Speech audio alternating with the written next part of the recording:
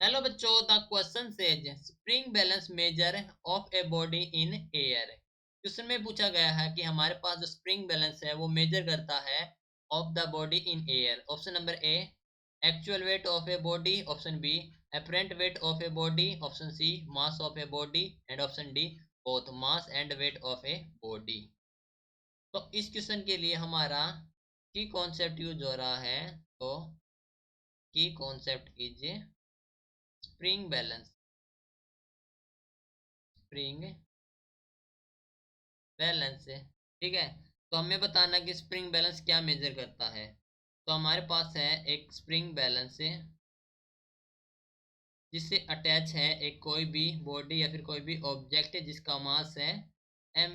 तो due to the अर्थ से, अर्थ के कारण उस पर जो ग्रेविटेशनल फोर्स लगेगा due to the earth gravity, तो that is equal to the M G, ठीक है। फोर्स लगेगा, हो जाएगा हमारे पास एम ऑफ जी।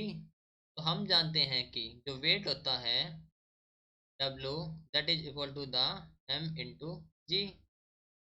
तो हेयर जो स्प्रिंग बैलेंस है, स्प्रिंग बैलेंस वो देता हमें gives the actual weight of a, actual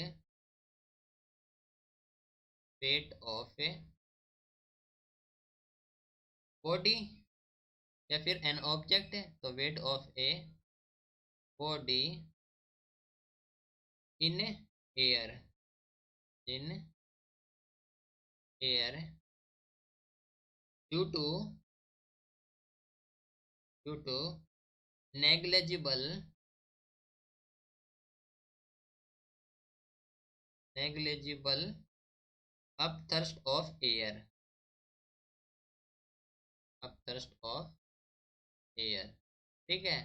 तो हम कह सकते हैं कि जो स्प्रिंग बैलेंस है वो देता हमारे actual weight of a body, ठीक है। तो हम कह सकते हैं कि हमारे पास ऑप्शन नंबर ए है actual weight of a body, actual weight of a body. Option A is correct. Hope you understood it well. Best of luck. Thank you.